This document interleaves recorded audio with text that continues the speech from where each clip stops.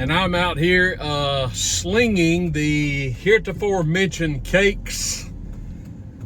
So I'm really busy, but I wanted to pop on here and make a video because there's so many things on my mind with regard to the incoming Trump administration. Isn't it great, by the way? Still basking in the glow of that absolute landslide last week. You know, the GOP's got to do the right thing so that we can stay in power, and in 4 years, and I'm talking about the new breed of Republican, the non-neocons, the ones who do not believe in an interventionist foreign policy, the ones who are kind of throwback Republicans, you know, the way that maybe Taft was, people like that. So I'm really encouraged with how things are going, but what's happening now is President Trump is apparently beginning to form his administration, and I'm assuming he's interviewing people for various cabinet level positions. There's a lot of cabinet level positions, and the secretaries of these positions, of course, preside over these federal departments, many of which need to be eliminated, if you ask me. But what I want to do today is give my 2 cents worth on people I would like to see put in these positions as cabinet secretary or secretaries of these various departments, thereby being a member of the Trump cabinet. I'm not going to cover every one of them, but just a few of them, the ones I consider the most important. As I said, some of these need to be eliminated, and I'd like to see Trump tell these incoming secretaries, your job is to preside over the elimination of your department. That would be fine with me. To that end, and this is kind of as an aside, I wish that Trump could make Vivek Ramaswamy like the government efficiency czar or something like that, maybe alongside Elon Musk, where they could begin to whittle away at the bureaucracy. I've been talking a lot about that, as you know. That's Vivek's wheelhouse, and I think it's Elon's wheelhouse as well. You know, when he ran, Vivek said he was going to eliminate a huge percentage of the federal bureaucracy, which really, that's what sold me on him.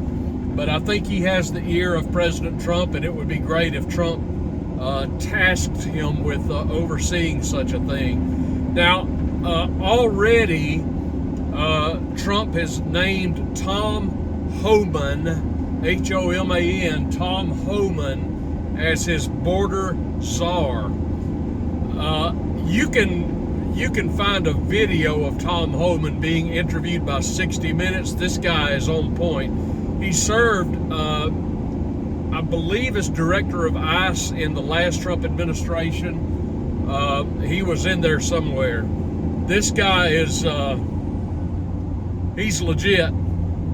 If you go and see the interview he did with 60 Minutes, you'll see where he was adamant. He was saying, we're going to be deporting people in the next Trump administration. Now he's apparently going to be in charge of that.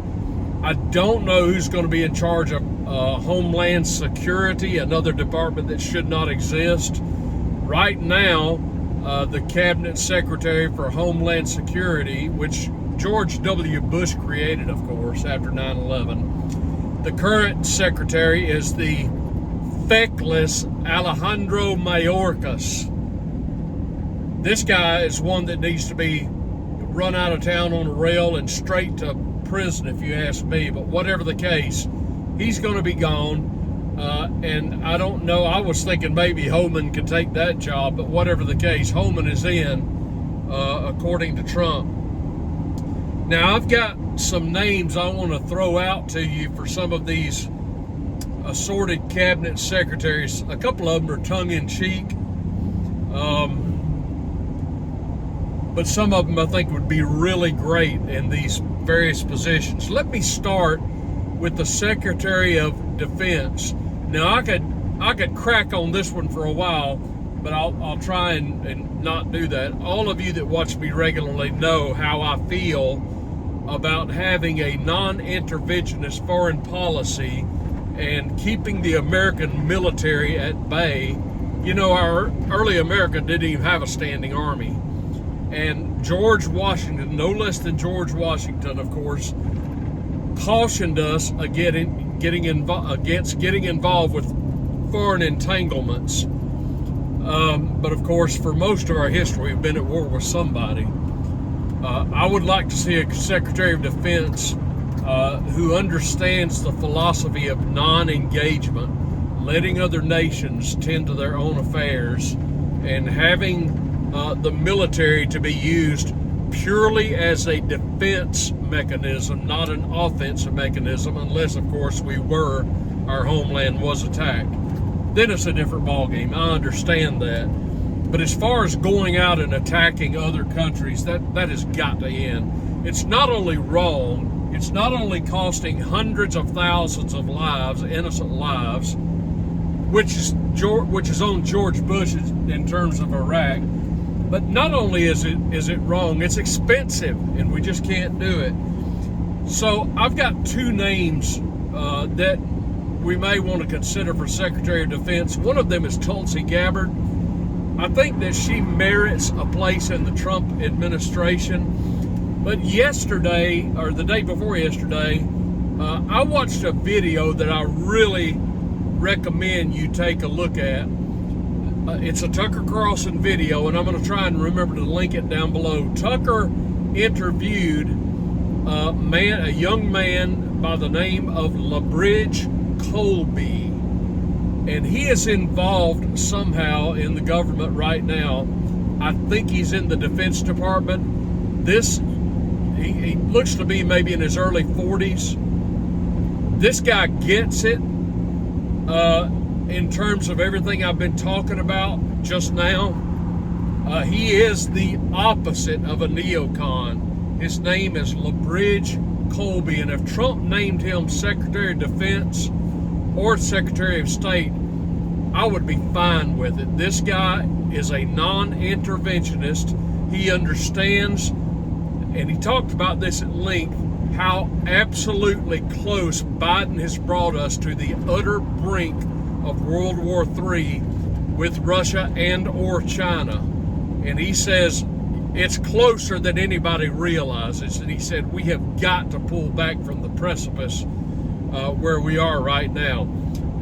So I believe Trump is aware of this man. Trump has got some good people advising him, if you ask me. I feel confident this guy will play a role in the administration, but I would love to see Labridge Colby get defense or state, one or the other. But again, I'm going to try and remember to link this interview down below of Tucker Carlson and Labridge Colby, or you can just go to YouTube and look up Tucker Carlson and or Labridge. That's L-A, the word bridge. I think he goes by Bridge. Last name is Colby. He's the son of William Colby, C-O-L-B-Y. Well worth your time. It's an hour-long interview. I highly recommend it. This man is highly intelligent. So let me move on. How about for Secretary of the Treasury? I have said that Rand Paul would be great as Trump's chief of staff. He'd also be great as Trump's Secretary of Treasury, if you ask me. Now, Trump has already named his chief of staff. The woman's name escapes me. But I don't know if she's going to be the permanent chief of staff. I've heard some scuttlebutt that she's just a transitional chief of staff until Trump gets into office. And then he'll have someone else. I don't know if that's true or not. I think Rand Paul would be an excellent selection for Chief of Staff or Department of Treasury. On the other hand, I would hate to lose his Senate seat, particularly when you consider the governor of Kentucky, who would name his successor, is a Democrat, Andy Beshear. So that probably is maybe not such a good idea. Maybe he could name the turtle, Mitch McConnell, as chief of staff. Keep your enemy close to you, right? But if not Rand Paul, How about his father? How about Ron Paul for Secretary of the Treasury? Does that resonate with anybody?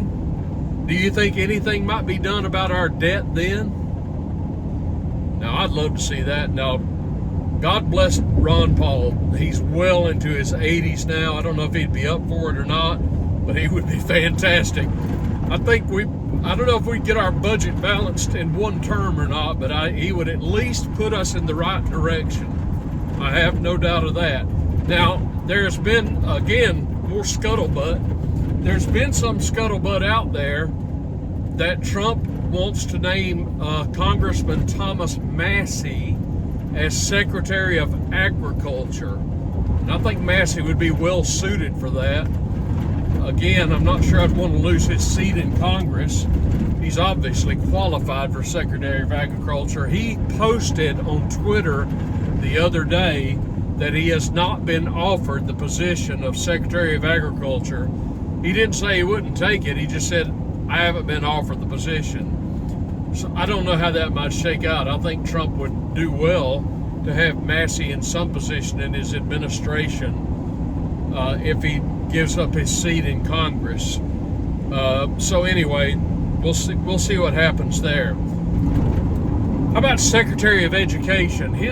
Trump's last Secretary of Education was Betsy DeVos.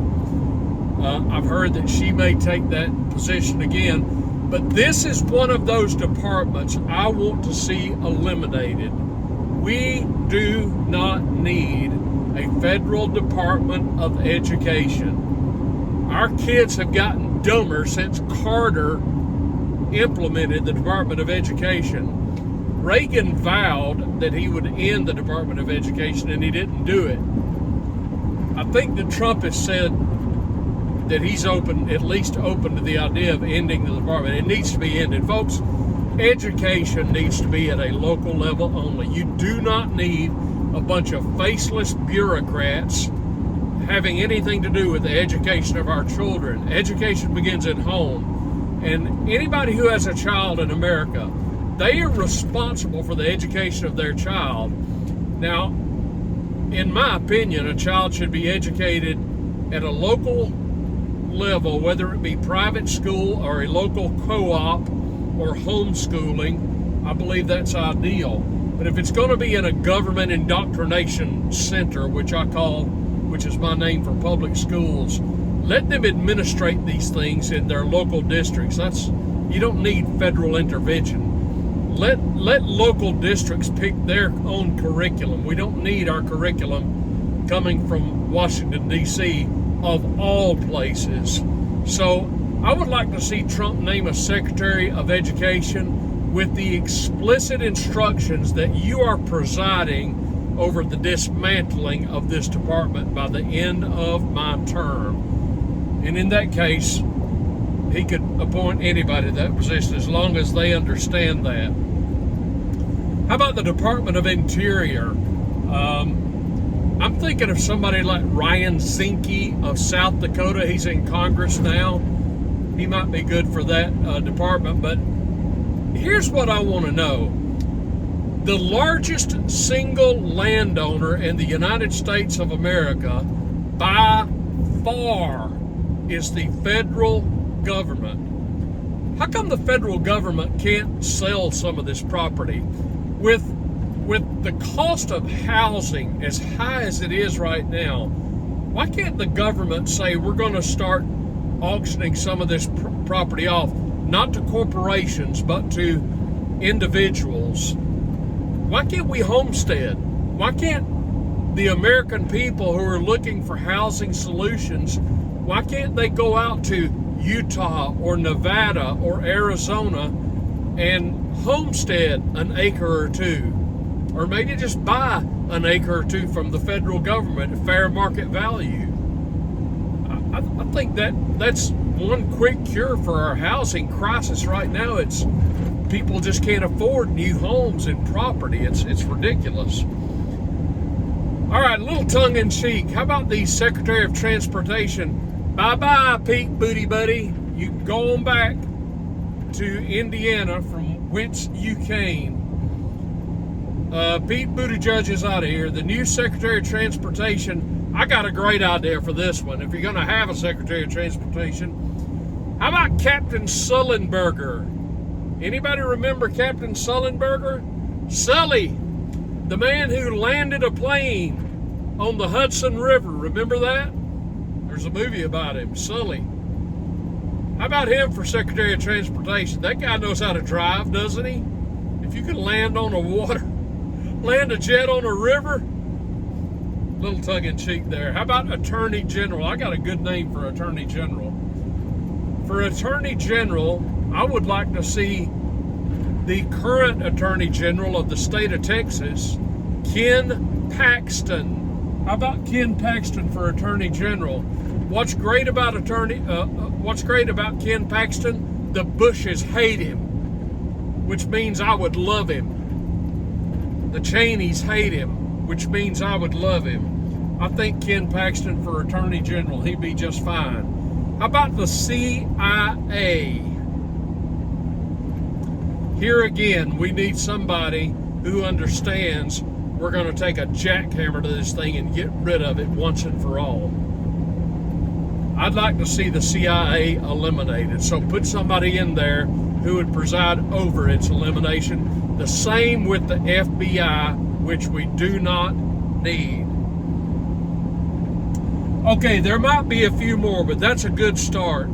I want all of these secretaries to understand, for the most part, you're presiding over the elimination of your department. But we need to have a war on the surveillance state and let the American people get back to living their lives again without Uncle Sam looking through our windows, as it were. And anybody who has anything to do with the defense of America, the Defense Department, the CIA, the military, we have got to, Trump needs to make it clear, we are abandoning the neoconservative philosophy once and for all, and we're going to mind our own business. Give me your comments down below. Who would you like to see serving in the new Trump administration, and who are you really glad is leaving? Comment down below. Give me a thumbs up on the video. Subscribe to the old Triple T channel if you have not yet. Everybody go out there and have a great day, and I'll talk to you soon.